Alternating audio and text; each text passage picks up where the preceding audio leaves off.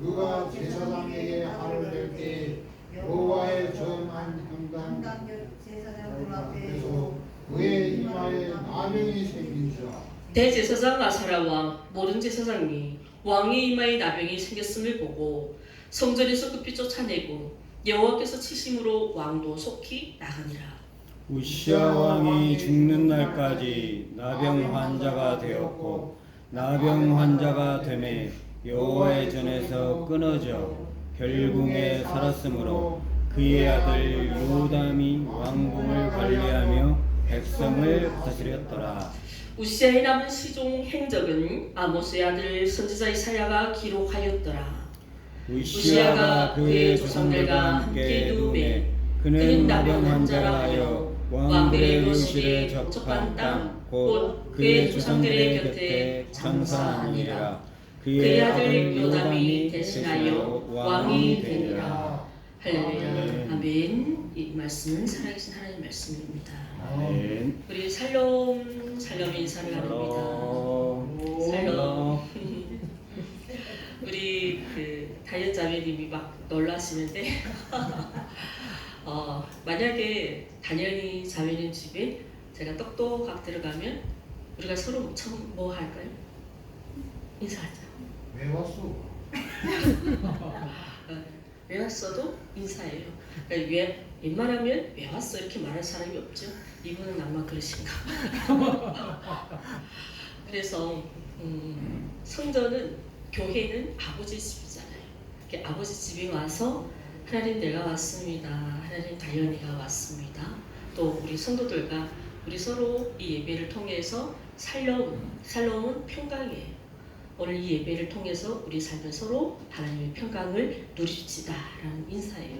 그래서 이 인사는 우리가 주님께 인사하는 거예요. 그리고 이 자리에 주님께 예배하는 성도들과 인사해요. 서로 인사하면 우리가 이게 뭐가 풀릴까요? 긴장이 풀리잖아요. 30분 동안 막 찬양하면 우리 안에서 모든 이게 아픈 생각들 또 그리고 잊어버리고 싶은 생각들 있잖아요. 그렇죠? 이 세상 살면서 맨날 좋은 일만 없잖아요. 그렇죠? 나쁜 일이 있다는 것은 이것은 또 나를 돌아보게 하는 과정이기 때문에 그래서 찬양하면서 그런 것을 다 잊어먹게 해줘요. 이거는 의학적으로 증빙된 사실입니다. 그래서 이곳에 와서 찬양을 많이 하세요. 찬양을 많이 하면 우리 안에서 엔돌핀이 돌아서 아픔이 사라지고 좋은 생각이 자꾸 올라지면 사람이 젊어져요. 그리고 찬양에다가 또 하나님 말씀까지 들어오면 내 영혼이 복잡한 그 상황에서 나를 정화시켜줍니다. 근데 우리 사실 다이언 자매님에게는 오늘 말씀이 많이 어려울 거예요. 우리 집사님, 권사님들은 이제 몇 년 동안 이 말씀으로 계속 이렇게 세워졌기 때문에 이분들은 이제는 조금 틀이 잡혀졌어요. 그래서 세민교회가 설교가 왜 이렇게 어렵지 하는데 나중에 보면 그게 다 내 지식으로 와요. 하나님이 나에게 지혜의 문을 열어주면 이 하나님의 말씀이 나에게 지혜를 다가와요. 그래서 힘들지만 하나님께 지혜를 구하면서 오늘의 이 말씀이 내가 내 삶에 적용되기를 기도하면서 오늘 말씀 전하도록 할게요. 우리 지난주도 역대하죠. 우리 지난주 설교가 몇 장 몇 절이었습니까?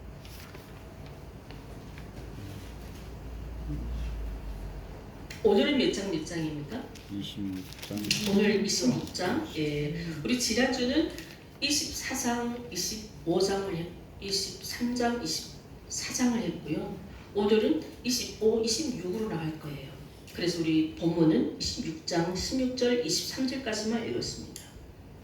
오늘도 하나님께 이 모든 예배를 영광의 예배를 올려드리기를 원합니다. 또한 하나님이 여러분들 주신 은혜와 평강이 여러분들 가정과 또 자녀들과 일터와 그리고 여러분들의 삶에 충만하기를 기도합니다.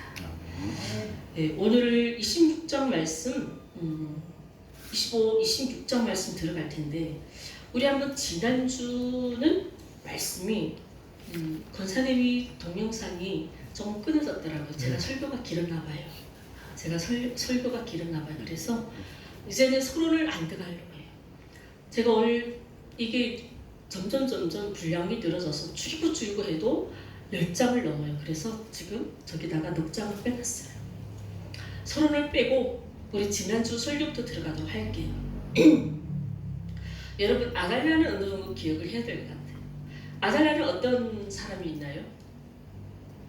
아달랴. 요람의 아내 누구의 엄마예요? 아달랴는? 아하시아요. 아합의 딸이죠? 네.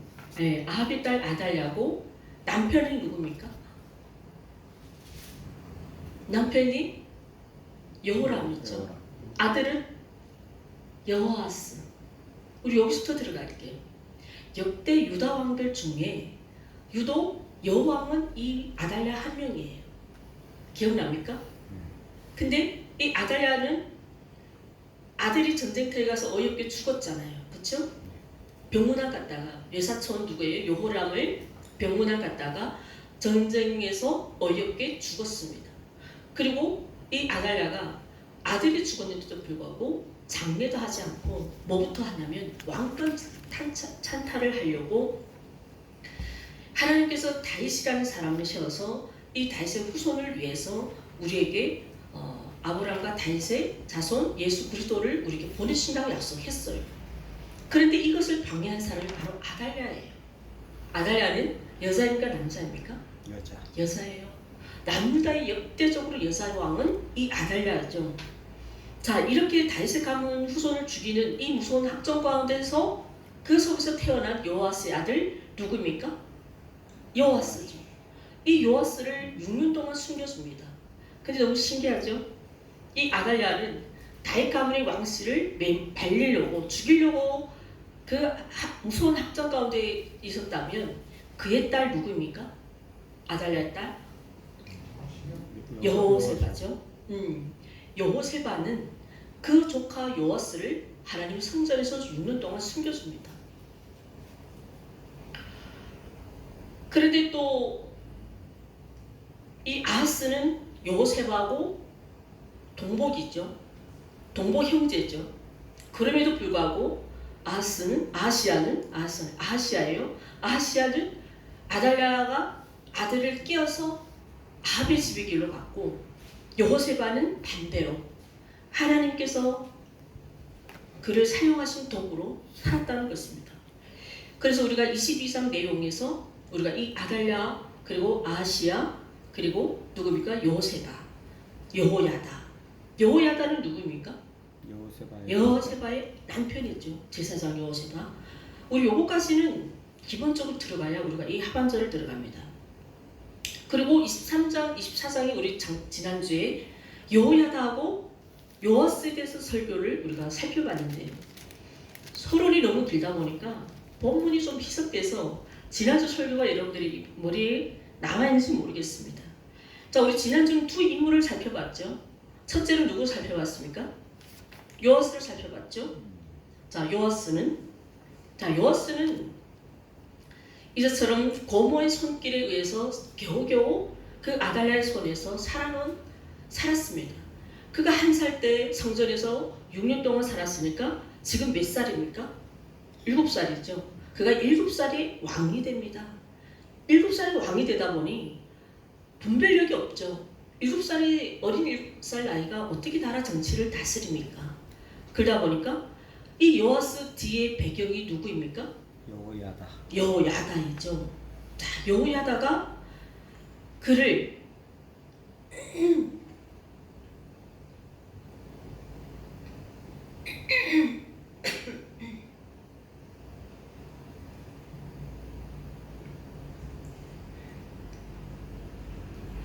그 왕의 후견이고 대부 역할을 하죠. 근데 이 우리 요아스는 여호야다는 자기에게 어떤 사람이 됩니까? 여호세바는 요아스에게 어떤 관계가 되죠? 뭐 친인 관계를 떠나서 이런 걸 우리말로 뭐라고 합니까? 죽음에서 살려준 것을 뭐라고 해요? 원인. 은인. 맞아요. 은인이에요. 요아스에게는 여호야다가 은인이에요. 그런데 이 요아스는 제사장 여호야다가 130에 죽잖아요. 그가 죽어서 바로 어떻게 합니까? 그 은인의 은혜를 잊어버리고 그 아들 스가랴가 있어요. 그 아들마저도 죽입니다. 요아스가. 우리 속담이 있잖아요. 은혜를 모르는 자는 진승봐도 못하다 이러잖아요.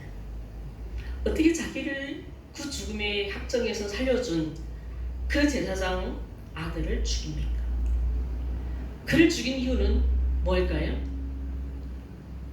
이 여호야다 아들 제사장 아들, 이 여호야다 아들의 이름이 스가랴. 그는 하나님의 선지자예요.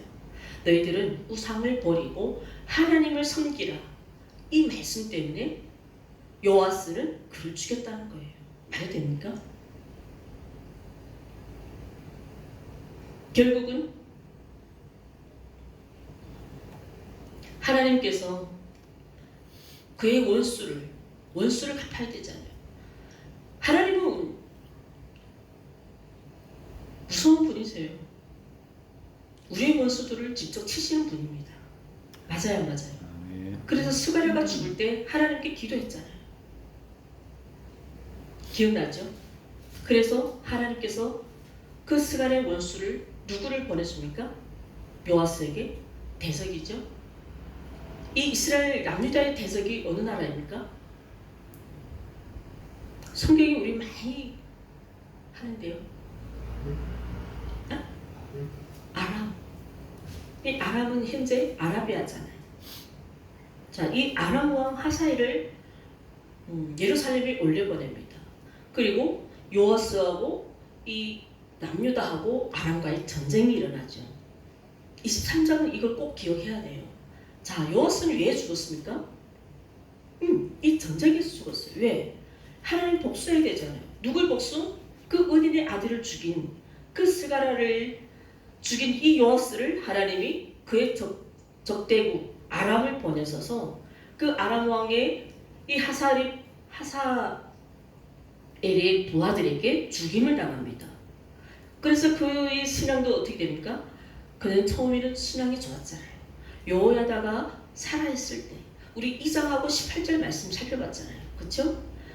여호야다가 살아있을 때는 그는 하나님을 잘 섬겼어요. 그래서 여호야다가 죽은 바로 그때부터 이는 신앙이 타락되고 하나님을 버리고 우상을 섬겼던 것입니다. 그 역시도 그 신앙도 시작이 좋았으나 나중 인생은 실패한 인생이었습니다. 그리고 25절이 뭐입니까? 그는 하나님을 떠난 우상 숭배한 자들은 열왕의 묘실에 장사되지 아니했다라고 얘기하죠. 자, 우리가 요아스 인생에서 볼 때 여호야다에게 실책이 있다고 했습니다. 여호야다의 실책이 뭐였습니까? 물론 어린 요아스를 키워서 왕의 자리에 앉히고 그 대부 역할, 영적 합의 역할을 해온 여호야다이지만 물론 그는 하나님 앞에 정말 헌신하고 순진한 마음으로 살아왔습니다. 그러나 그에게는 무엇이 문제였습니까? 그의 실책이 뭐였습니까? 우리 지난주 설교가 어떤 내용이었습니까? 아달랴가 그 아합의 딸 아달랴가 왕권을 통치할 때 이 성전을 싹 다 파괴했죠. 성전이 무너졌던 거예요. 그래서 이 어린 요아스가 하나님의 성전을 재건하고자 이 모든 건축에 뭐가 필요해요? 가장 필요한 게 건축하려면 뭐가 있어야 돼요? 돈이 있어야 되죠. 자재도 돈 주고 사와야 되잖아요. 그러니까 돈이 필요한 거예요. 헌금을 모으라고 우리 지난주 말씀이 그거잖아요. 24장 헌금을 모아야 되는데 여기서 너무 웃기는 게 누구입니까? 내인들이죠. 내인들은 오늘날 교회 임사자들이라고 했죠. 가장 빨리 움직이고 가장 먼저 이 일에 선도에 나서야 될 제사장과 레위인들이 움직였대요? 안 움직였대요? 안 움직였대요. 그래서 요아스는 누구를 불렀습니까? 제사장 여호야다를 불렀잖아요. 당신의 손 어떻게 해보라고. 그러니까 이게 무슨 의미입니까? 레위인들하고 제사장들은 왕의 명령에 복종하지 않고 누구의 말만 복종했다는 거예요? 여호야다의 말. 그러면 여기서 우리가 지난번에 그의 실책이 뭐라고 했습니까? 아직도 여호와스가 이렇게 커서 성장했는데도 불구하고 성경이 나오잖아요. 여호야다는 여호와스를 장가다 보내고 그 모든 이게 이 나라가 왕이 할 수 있는 일들을 다 여호야다가 애기처럼 먹여주고 키워줬다는 거예요. 그러면 이제는 어느덧 왕으로 성장했으면 이 나라의 모든 관리는 누가 해야 되는 게 맞습니까? 왕이 해야 되죠. 그런데 뭡니까? 왕이 주도해야 옳은데 이 권력이 지금도 여호야다에게 있다는 거예요. 이것이 여호야다의 숨겨진 실책입니다. 그러면 지금 어떤 상황일까요? 여호야다 옆에 요아스를 볼 때 측은하게 하겠다는 거예요. 왕을 왕으로 인정하지 않고 이 요아스는 너는 아직 내 눈앞에는 어린아이야. 어린아이 취급했다는 거예요. 그러니까 이 요아스는 레인들이 자기 말의 명령에 왕의 명령에도 불구하고 복종하지 않고 아직도 여호야다의 말에만 순종하다 보니 자기 말은 움직이지 않는 이들을 위해서 여호야다를 불러서 당신이 좀 어떻게 해보라고. 그러니까 이런 헌금관리 집행을 결국은 여호야다가 결산을 합니다. 이때는 하나님이 여호야다에게 기회를 준 거예요. 어떤 기회예요? 물러설 때와 그리고 한나라 왕이 자립할 수 있도록 그를 세워줄 때 정확히 공과 사를 구분할 수 있는 그러한 기회를 줬음에도 불구하고 여호야다는 끝까지 왕의 행세를 했다는 것입니다. 그래서 그가 죽고 나서 요아스는 늘상 여호야다만 의지하다가 자기의 우선 존재가 죽다 보니 어떻게 돼요? 에라 몰라 하나님이 뭐 섬겼다고요? 우상을 섬겼다는 거예요. 이게 우리 지난주 살펴본 말씀입니다. 그가 여호야다가 죽은 이후에 이 요아스의 신앙의 이 패망을 보면 저와 여러분들은 어떤 교훈을 받았습니까? 여호야다는 그 어린 요아스를 어릴 때부터 키우고 성장했습니다. 그럼 어느 정도 성인이 되면 그가 왕으로서 또 영적 자립으로서 정치적 자립으로서 세울 수 있도록 그 왕을 보존해주는 그리고 그 사람이 왕이 요아스가 잘하든 못하든 실수하든 넘어지든 계속 지켜봐야 되는 거예요.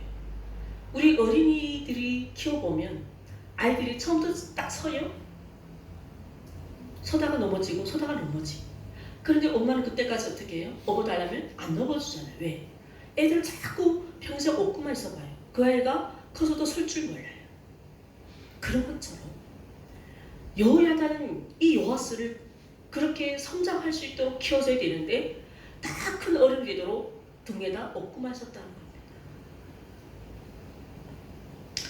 여러분들 안에는 이런 여호야다가 있습니까? 우리 안에 여호야다가 누구입니까? 우리 아들이 될 수도 있고 내 딸이 될 수도 있고 때로는 사이가 부부 사이가 좋으면 내 아내가 여호야다가 될 수도 있고 내 남편이 여호야다가 될 수 있고 돈이 여호야다가 될 수 있고 직업이 또 학교 이런 것이 우리 안에 여호야다가 된다는 것입니다. 이것을 우리가 무시하면 안 된다는 것이에요. 우리는 영적 자립을 못하면 믿음 앞에 온전히 세워질 수 없다는 것. 그래서 우리는 이러한 여호야다를 우리 안에 있다면 가감하게 버리십시오. 아멘. 오직 여호와 하나님을 의지하고 주님의 은혜를 간구하는 우리가 되기를 우리 지난주 설교에 살펴봤습니다. 우리 오늘 본문 25장 볼까요? 자, 요아스가 죽었죠. 요아스는 왜 죽었다고요? 아람과의 전쟁에서 하사엘의 부하들에게 죽임을 당했어요. 여기 중요합니다. 이제 금방 요아스 누구에게 죽었다고 얘기했는데도 불구하고 또 까먹었죠? 자, 다시 한번 요아스 누구에게 죽었다고요? 아람과 하사엘의 부하들에게 의해 죽임을 당했다고 했습니다. 근데 25장 볼까요? 우리 25장에서 그가 죽어서 그 아들 누구입니까? 아마샤. 오늘 본문에 보니까 요아스가 죽어서 그 아들 아마샤가 몇 살이에요? 25장 1절 25살이에요. 남유다가 예루살렘에서 몇 년 통치요? 29년 통치. 25장은 한마디로 피해 복수예요. 피해 복수. 이 아마샤는 누구를 복수했을까요? 흔히 자녀들은, 아들들은 누구를 잘 따라요? 집안에 보면 부모하고 자녀들 관계에 엄마는 딸하고 엄마는 좀 가깝고 아들은 아버지랑 가깝잖아요. 그러면 아마샤는 당연히 누구를 위해서 복수해요? 아버지. 그렇죠. 이제 24장에서 그가 누구에게 죽었다고 요아스가? 아람 왕 그 부하들에게 죽임 당했다고 했잖아요. 우리 성경을 살펴봐야 이해하나?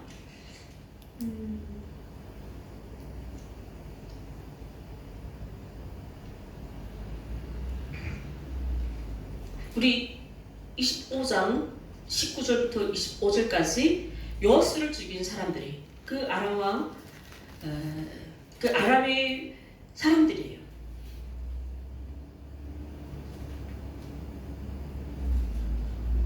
아, 25장, 24장이에요. 눈이 잘 안 보여요. 자, 24장 볼까요?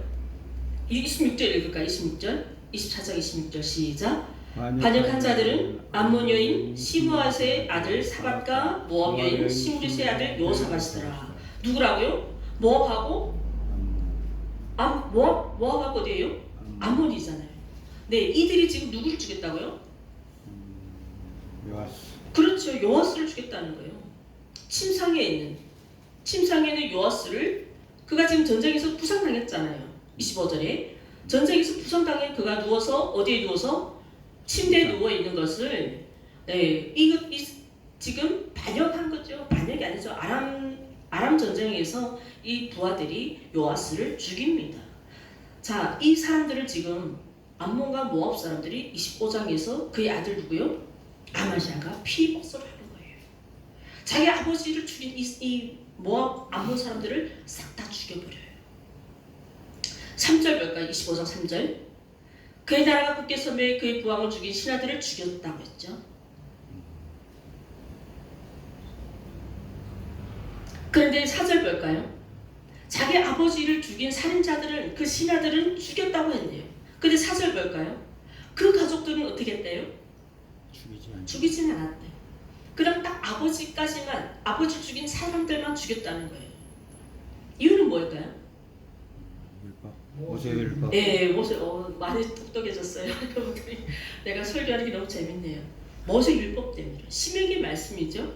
예, 눈이 눈, 얘는 이.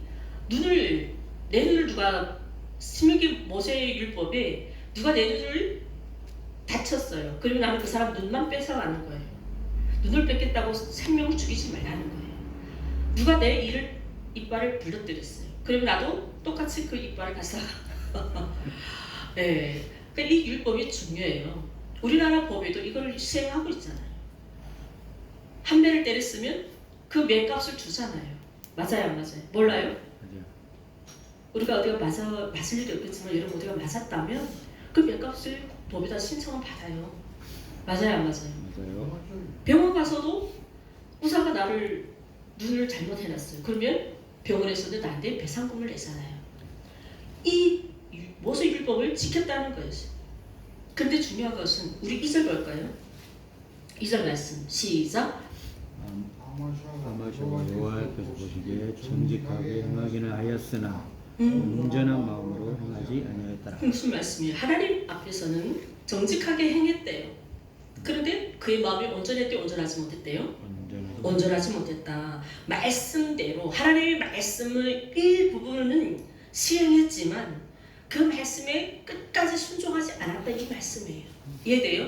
네. 이 말씀은 그 말씀입니다. 아마사의 신앙은 말하자면 자기의 기분 따라, 자기의 상황에 따라, 자신의 편에 따라 그때마다 신앙이 달라졌다는 거예요. 이것이 오늘 아마샤의 인생입니다.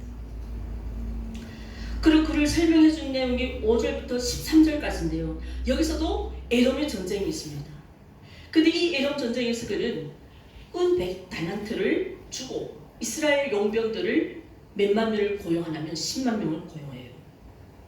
그가 왜 이 전쟁에 나간 이스라엘 병사들을 고용했을까요? 이제 그 말씀이에요. 여호와 보시기에 정직히 행했으나 온전한 마음, 그의 마음이 온전하지 않았다는 건 뭐예요? 끝까지 주님을 신뢰하지 않았다는 말씀이잖아요. 그러니까 이 이스라엘 용병을 고용한 이유는 이 전쟁에서는 뭐가 강하다고 느꼈을까요? 강하신 하나님을 의지하지 않고 이 용병들이, 군인들의 숫자가 전쟁에 승리를 할 수 있다는 것을 바라봤다는 것입니다. 그래서 그들을 지금 운 100달란트면 환산해 보세요. 우리 지난번에 우리 다 계산해 드렸습니다. 7절에 하나님의 선지자 아마샤에게 말씀하죠.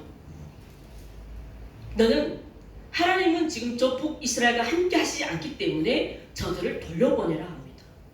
그리고 어떻게 돼요? 결국은 이 이스라엘 백성들을 돌려보내죠.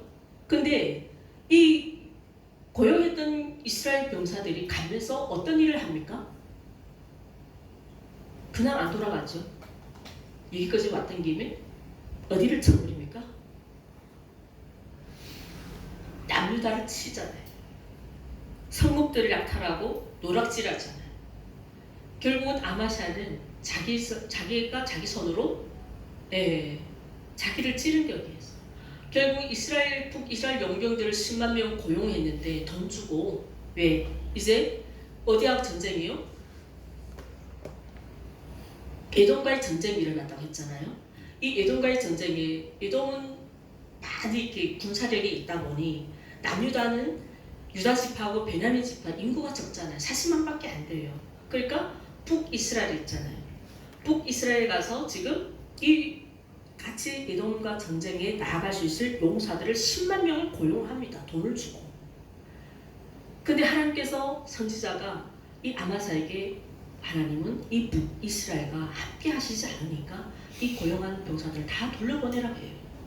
그래서 말을 또 순종해요. 아마샤가. 그래서 이스라엘 병사들을 다시 다 돌려보내요.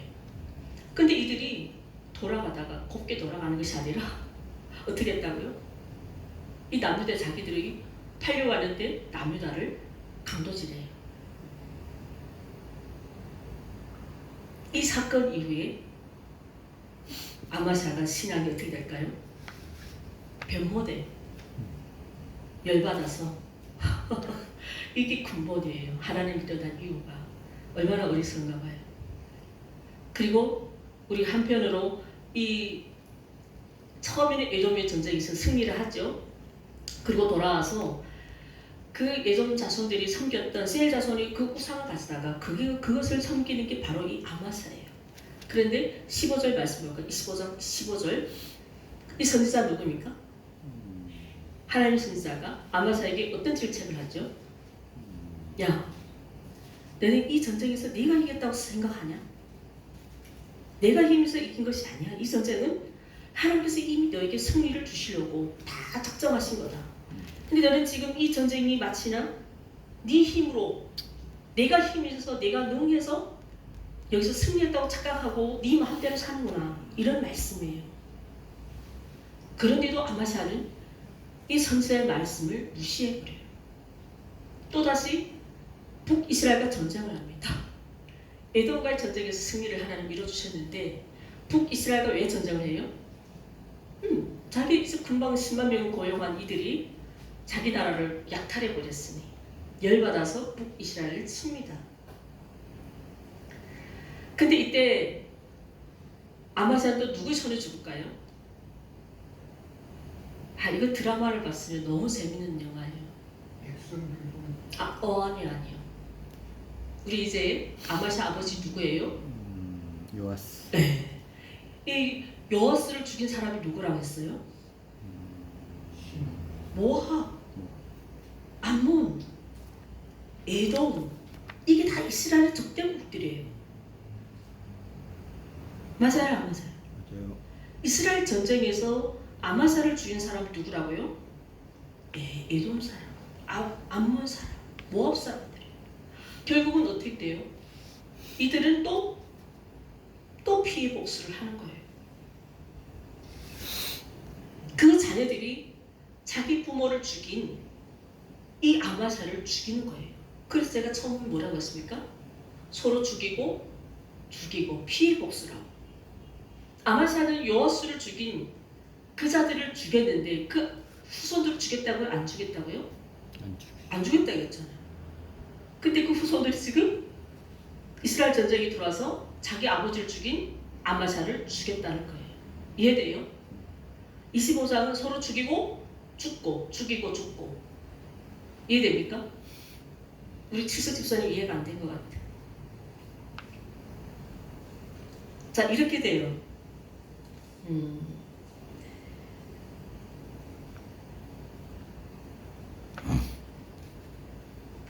아마사라는 사람이 요아스의 아들이잖아요.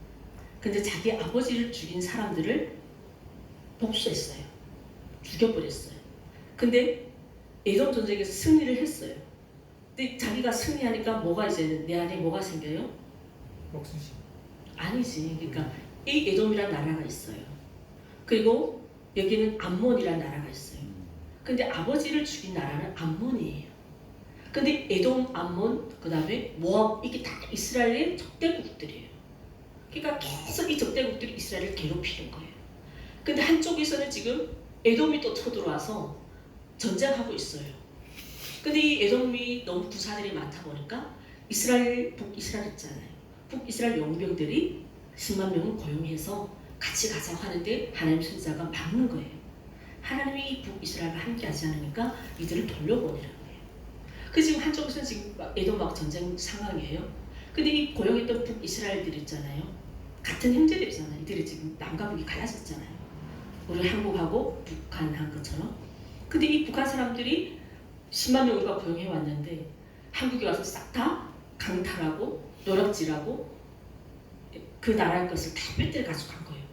근데 한편은 뭐예요? 지금 에돔 전쟁에서 승리하고 왔어요. 아마사가.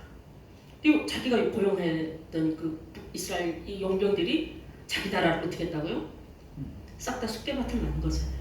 그건 또 어떻게 해요? 북이스라엘과 전쟁을 하러 가야 되는 거예요. 열받았습니다. 하마스. 그 북이스라엘과 싸우는 중간에 이쪽에서 있잖아요. 아버지를 죽인 그 요아스를 죽인 그 살인자들 아버지 복수를 다 했잖아요. 그 후손들을 안 죽였다고 했잖아요. 4절에. 모세율법 때문에 아버지를 죽인 사람들만 죽였다고 했잖아요. 그 아들들이 와서 누구를 죽였다고요? 아마사를. 자식들이 또 우리 아버지를 죽인 아마사를 복수했다는 거예요. 이제 이해되죠? 아직도 이해 안 되면 큰일 납니다. 내가 잘못된 거예요. 서로 죽이고 이랬다는 거예요. 그 후손들이 이제 자기 아버지를 죽인 사람들만 죽였다고 했잖아요. 자손들은 안 죽였다고 했잖아요. 4절에. 지금 그 4절에 이 자손들이 이스라엘 전쟁에 끼어들어와서 누구를 죽였다고요? 아마샤를. 왜? 우리 아버지를, 자기 부모를 죽인 아마샤. 근데 아마샤에게는 또 억울하잖아요. 왜? 자기 아버지 누구예요? 아마샤 아버지? 요아스. 그렇죠. 이 요아스를 죽인 사람들이니까 자기는 당연히 했는데 그 자녀들이 또 자기 아버지를 죽였다고 아마샤를 죽일 거예요. 상대를 다 죽여야 되는데. 율법을 어기게 되는 거예요. 그래서 아마 북한에서는 3배를 죽이는 거예요. 맞아요. 이렇게 그 아버지 또 피를 물고 하니까. 근데 아마샤는 모세 율법을 지켰다는 거예요. 이렇게 25장 결론입니다.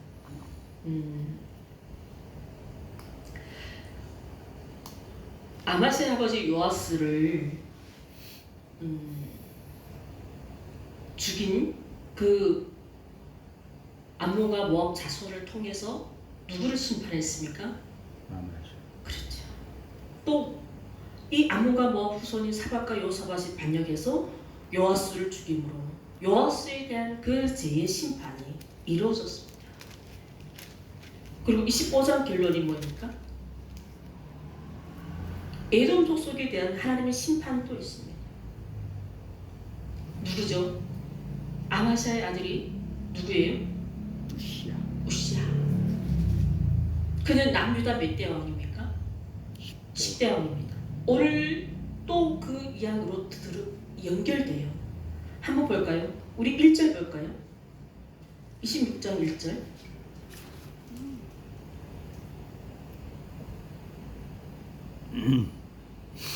유다 온 백성이 나이가 16세 된 우시야를 세워 몇 살이에요? 16살.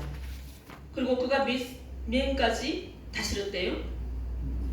52년. 그래서 여기서는 두 부분으로 좀 나눠집니다. 1절부터 15절까지는 이 우시야가 어린 나이에 성공을 합니다. 어린 나이 왕이 돼서 젊어서까지는 그 나라를 다스리는데 굉장히 성공을 해요. 그리고 16절부터 23절 우리 오늘 읽은 내용은 그 인생 후반의 실패 절망이에요. 우리 오늘 내용 읽었을 때 처음에 무슨 단어가 나왔습니까? 한마디로 교만이 났잖아요. 교만이 났어요. 자, 근데 우시야의 성공과 실패는 너무나도 대수적이고 또 오늘 본문에 보니까 그가 왜 실패했는지, 그가 성공했으면 마지막 인생의 성공의 삶을 살아야 되는데 마지막 말년에 그는 왜 실패했는지 그 원인도 분명히 제공합니다. 이 교훈을 우리는 좀 짧게 좀 살펴보도록 할게요. 먼저 우시야 젊은 시절의 성공. 52년을 다스렸다면 여러분 상상해 보세요. 16살의 왕이 돼서 52년. 김일성이 몇 년을 다스렸습니까? 북한을 통치했습니까? 내가 봤을 때 41년인가 됐어요. 50년이 안 됐어요. 40년이 돼요. 그가 94년도에 76세인가 82세인가 이렇게 2세. 84세에 죽었잖아요. 30살부터 북한을 지배했잖아. 34살. 그러니까 일단 그거 계산할게요. 1912년 그리고 10이다가 우리 해방 몇 년이에요? 45죠. 그럼 전쟁 5년을 더 해야죠. 그가 45년부터 통치한 게 아니잖아요. 전쟁 이후로 남과 북이 갈라지면서 그때부터 통치했잖아요. 50년이 안 돼요. 정확히 40. 해방되면 통치. 아니죠. 왜 이래요? 전쟁 전에 남북이 갈라져서 개설한 다음 이후부터 해방돼서 이권으로 싸우고 김일성은 러시아를 얻고 왔다 갔다 했지. 그때 당시는 나라를 다스리는 사람은 없었어요. 우리나라가 5년 동안에 그때는 분단이 안 됐어요. 서로 다 왕래할 때예요. 전쟁 이후로 분단이 막아졌잖아요. 해방돼서 김일성이 다스리지 않았어요. 김일성이 정치권을 세우냐, 이 대한민국의 이승만, 박헌영을 세우냐, 문제가 복잡해. 김구가 되냐, 아주 문제가 복잡했어요.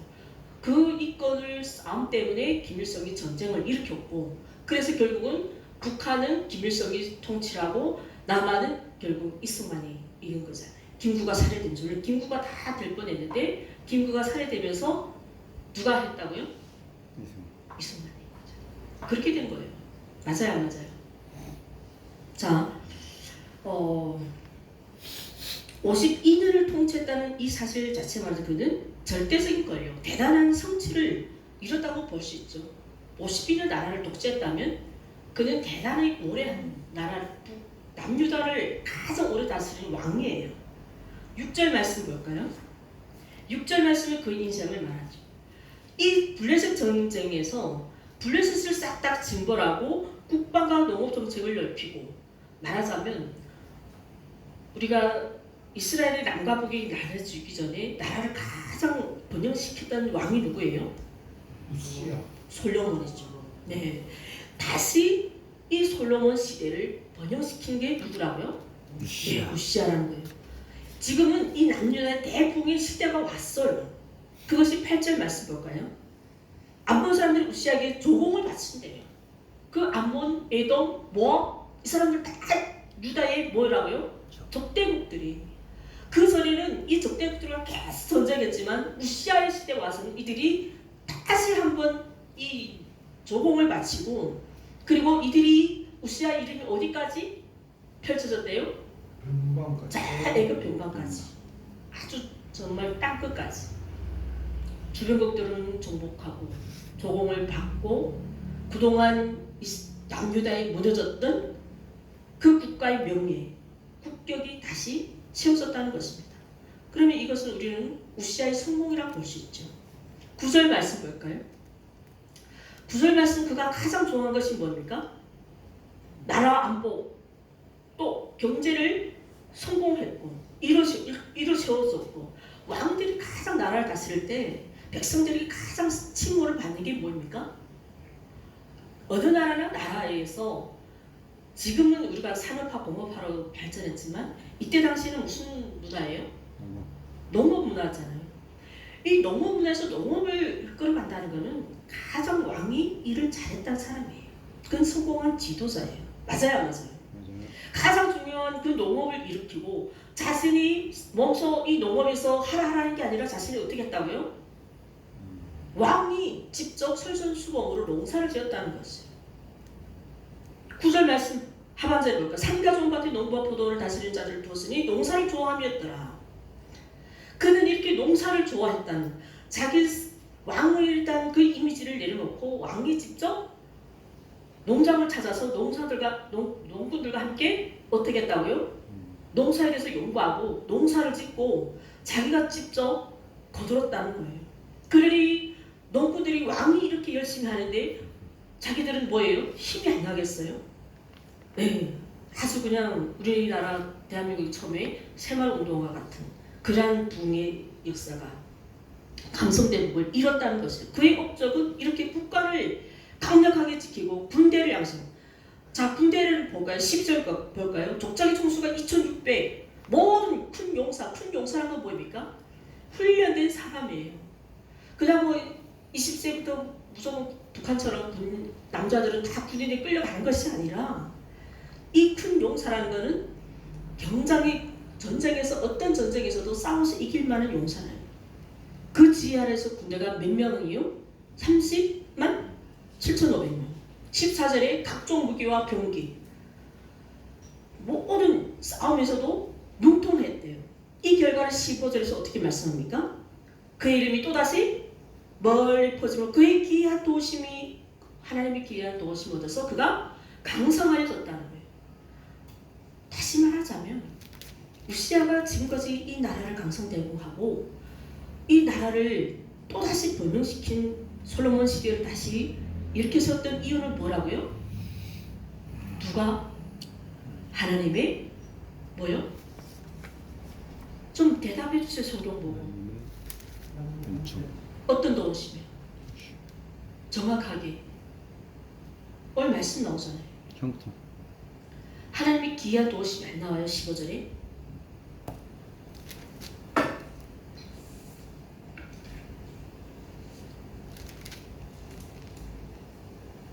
5절 26장 26 5절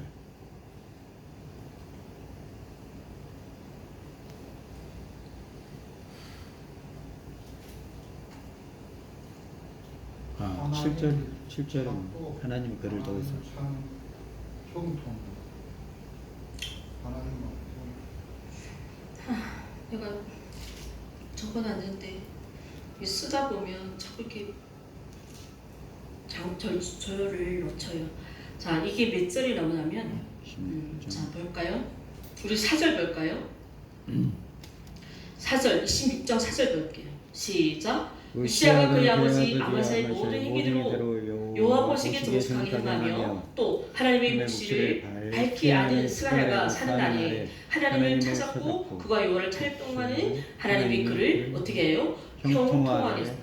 근데 여기서 말씀에 하나님의 기이한 도우심이에요. 여기 오늘 본문에 나옵니다. 우리 자꾸 부분 읽어가지고 기이한 도우심을 얻어서 그가 이렇게 형통했다는 것이에요. 정직함이라는 게 뭐예요? 하나님을 찾는 일을 언제나 하나님 우리와 함께 하신다는 거예요. 그래서 하나님의 그 기이한 도우심이 있게 된 이유라는 것입니다. 아멘. 바로 이 우시아는 하나님과 함께 할 때 그 하나님의 기이한 도우심이 바로 우시아에게 임하여서 그 남유다를 부강하게 이끌어요. 그의 젊었을 때 하나님을 찾았을 때 그의 인생은 성공한 인생이었다. 자, 그러면 실패한 인생, 그가 왜 이렇게 승승장구할 때 잘 나갔으면 잘 서야지. 그래서 잠언서 말씀은 뭡니까? 너희들의 선주란 다 섰다고 착각하지 말아요. 자, 실패를 볼까요? 그의 말년 생애는 오늘 말씀의 제목이 뭐예요? 우시아의 생애죠. 파란만장한 생애.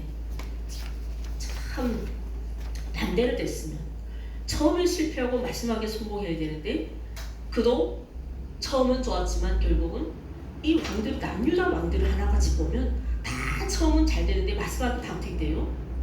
네, 다 말년이 다 망해요. 아사도 그렇고 솔로몬도 그렇고 우리 지난번 요사밧도 그렇고 어느 왕이나 없이 다 말년에 이렇게 망하는 인생이에요. 21절 볼까요? 26장 21절. 우리 오늘 읽었죠? 우리 함께 읽겠습니다. 시작. 우시아 왕이 죽는 날까지 나병 환자가 되었고 나병 환자가 되매 여호와의 전에서 끊어져 별궁에 살았으므로 그의 아들 요담이 왕궁을 네. 관리하며 백성을 그 인생은 이렇게 한마디로 표현합니다. 나병 환자가 되어서 여호와 하나님의 성전에서 아예 떨어져서 별궁으로, 특별히 그는 열왕들이 모의 근처도 모았다는 게 바로 이 우시아예요. 이유는 뭘까요? 바로 16절이에요. 우리 박근사님 16절 좀 읽어주세요. 그가 강성하여짐에 그의 마음이 교만하여 악을 향하여 그의 하나님 여호와께 범죄하되 곧 여호와의 성전에 들어가서 향단에 분향하려 한지라. 아멘. 그의 교만이 뭐예요? 젊어서 하나님을 찾았고 하나님의 귀한 도우심을 받고 살았던 그가 이제는 그것을 자기의 능력과 자기의 힘으로 착각하고 또 뭡니까? 가장 중요한 건 넘지 말아야 할 경계를 넘었다는 거예요. 그가 잘못한 죄가 뭐예요? 우상도 우상이지만 오늘 뭐래요? 여호와의 성전이 들어가서 월권을 그렇죠. 향단이 뭐 했다고요? 분양. 이건 무슨 뜻이에요? 월권을 아니죠. 우상도 우상이지만 이 성전에는 누가 들어갈 수 있다고 했어요? 제사장. 제사장. 그리고 이 여기서 제사 하나님께 제사 드리고 분향하고 향단에 불을 지피는 건 누가 한다고요? 레이 제사장. 이건 지금 누가 했다고요? 우시아 왕. 그렇지. 우시아는 교만했어요. 그래서 그가 절대적으로 하지 말아야 할 실수를 합니다. 하나님 우리가 함께 정하신 계명과 율법을 그는 가볍게 여기고 불순종했다는 것이에요. 그가 원했던 욕심이 바로 하나님의 영광과 하나님의 이 탁월성을 탐냈다는 것입니다. 그래서 그의 인생은 뭐가 됐다고요? 실패한 인생이에요. 그래서 16절에서 이 말씀이 교만해져서 21장에서 그가 죽는 날까지 무슨 병에 걸렸다고요? 나병 환자. 하나님의 진노하심이 그의 육체를 치셨습니다. 그리고 그는 육체만 친 것뿐 아니라 하나님께서 그 성전에서 그를 내쫓았다고 했잖아요. 21절.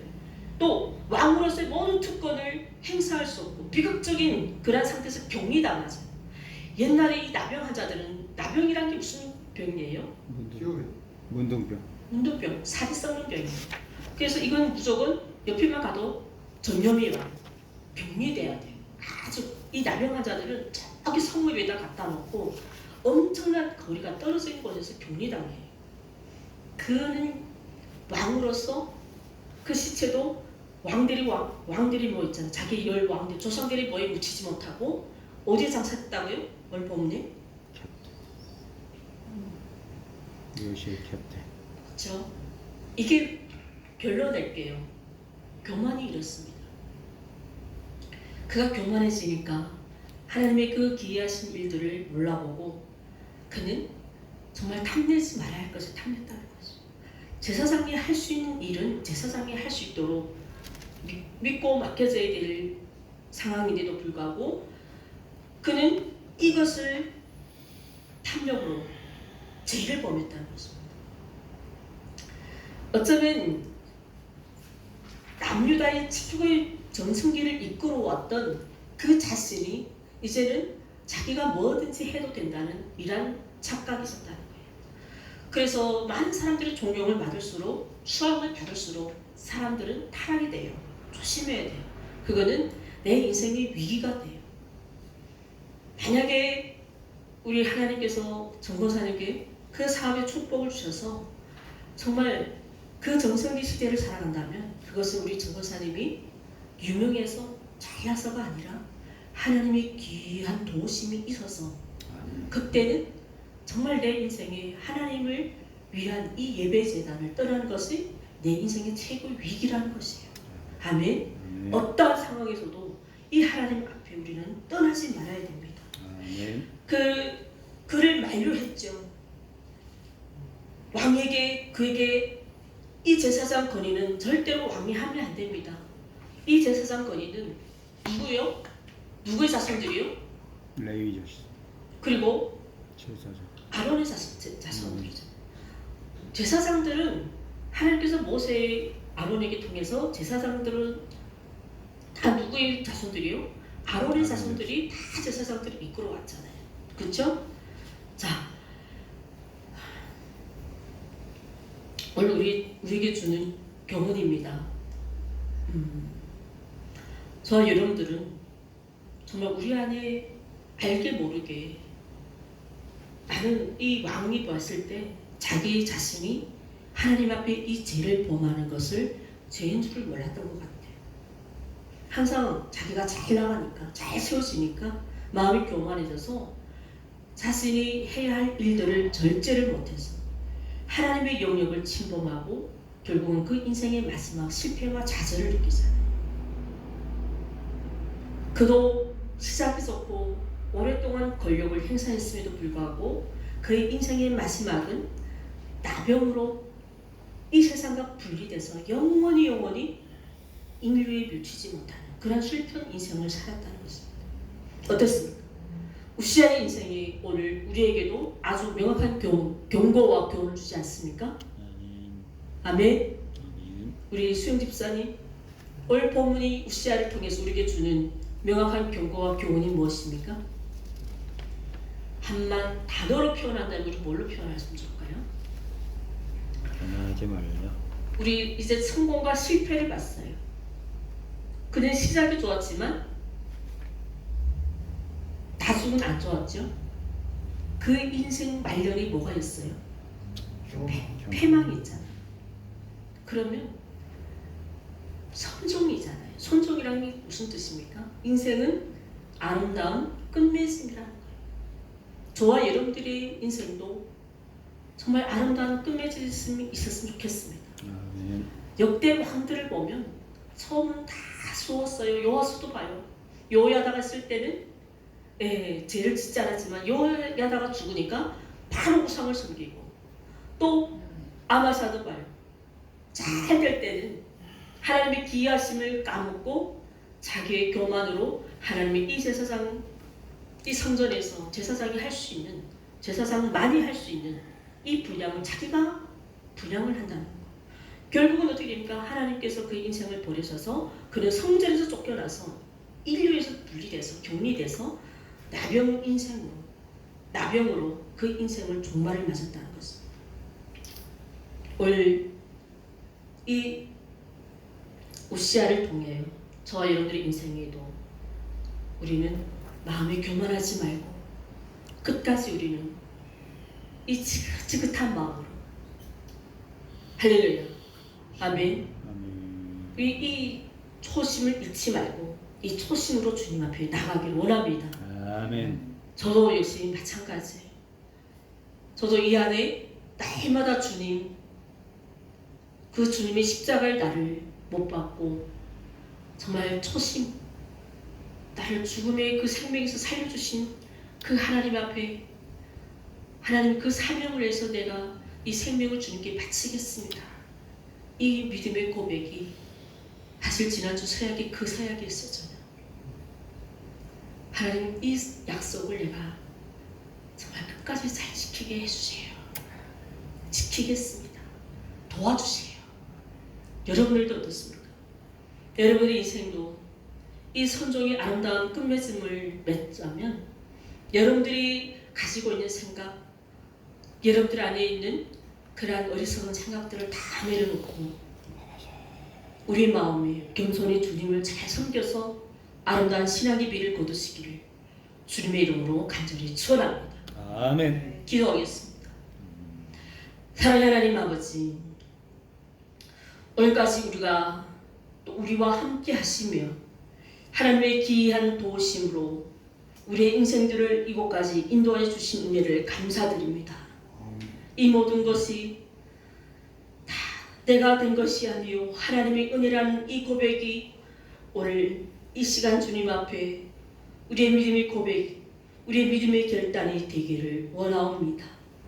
우리의 고백이 진심이 되게 하여 주시고 우리 삶의 구원적 힘이 되신 그 하나님을 의지함으로 오늘 우시아처럼 그의 마음에 잘못된 생각, 그의 마음에 어리석어서 교만해진 하나님, 그로 인하여 욕심 부리고 하나님의 영광을 가로채는 그러한 범죄를 범하지 않도록 우리가 끝까지 겸손하게 정직하게 하나님을 찾고 말씀 앞에 우리 자신을 복종시켜서 우리 인생의 마지막까지 하나님 은혜를 구하고 또 우리 아름다운 이 신앙의 비를 거두는 예수 삶의 모든 성도들이 될 수 있도록 주님 은혜 더하여 주시옵소서. 아멘. 감사드리며 예수님 이름으로 기도드립니다. 아멘. 아멘.